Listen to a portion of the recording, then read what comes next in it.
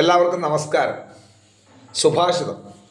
സന്തപ്തായസി സംസ്ഥിതസപയസോ നാമാവിനജ്ഞായതേ മുക്താകാരതയാ തദേവ നളിനീവത്രസ്ഥിതം രാജതേ സ്വാത്യാം സാഗരശുക്തിമധ്യപതിതം തന്മൗക്തികം ജായതേ പ്രായേണാധമമധ്യമോത്തമഗുണാഃ സംസർഗതോ ജായതേ.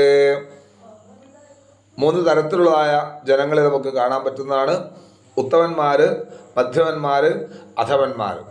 ഇവരുടെയൊക്കെ സ്വഭാവവും പ്രവർത്തനവും എങ്ങനെയായിരിക്കും എന്ന് ചോദിച്ചാൽ അതിനൊരു ഉദാഹരണമായിട്ടാണ് ഈ ഒരു ശ്ലോകം പറയണത്. ചുട്ടുപഴുത്തതായ ഇരുമ്പ് കോളത്തിൽ ഒരു തുള്ളി വെള്ളം വീണാൽ അതിൻ്റെ പേര് പോലും കാണുവാൻ നമുക്ക് സാധ്യമല്ല.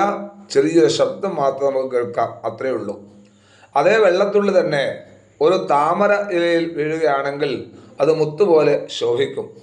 എന്നാൽ ചോതി നക്ഷത്രത്തിൽ സമുദ്രത്തിൽ അടിത്തട്ടിൽ നിന്ന് ഉയർന്നു വരുന്നതായ ആ മുത്തുച്ചിപ്പിയിൽ വീഴുകയാണെങ്കിൽ അത് മുത്തായിട്ട് മാറുന്നു എന്നുള്ളതാണ്. അപ്പോൾ ഉത്തമന്മാരുമായിട്ടുള്ള സംസർഗം കൊണ്ട് നമുക്ക് എല്ലാ നന്മകളും ഉണ്ടാകും. മധ്യമന്മാരുമായിട്ടുള്ള ചർച്ചയാണെങ്കിൽ ചിലപ്പോൾ നന്മയുണ്ടാകാം, ചിലപ്പോൾ തിന്മയുണ്ടാവാം. എന്നാൽ അധമന്മാരുമായിട്ട് ഒട്ടും കൂട്ടുകൂടാൻ പാടില്ല എന്നുള്ളൊരു കാര്യം കൂടി ഇവിടെ വരുന്നുണ്ട്. അങ്ങനെ വന്നാൽ ആ ഇരുമ്പ് കോളത്തിൽ വീണ വെള്ളത്തുള്ളി പോലെയാകും എന്നാണ് പറയുക. അതുകൊണ്ട് ഈ ഒരു ശ്ലോകം നമ്മൾ മനസ്സിലാക്കുകയാണെങ്കിൽ ഇത്തരത്തിലുള്ളതായ ആ നീചന്മാരെ അല്ലെങ്കിൽ അധമന്മാരുമായിട്ടുള്ളതായ കൂട്ടുകെട്ട് പാടില്ല എന്നും ഉത്തമന്മാരുമായിട്ടുള്ള ഒരു കൂട്ടുകെട്ടാണ് നമുക്ക് ആവശ്യം എന്നും കാണാം. എല്ലാവർക്കും നല്ലത് വരട്ടെ എന്ന് പ്രാർത്ഥിച്ചുകൊണ്ട് നന്ദി, നമസ്കാരം.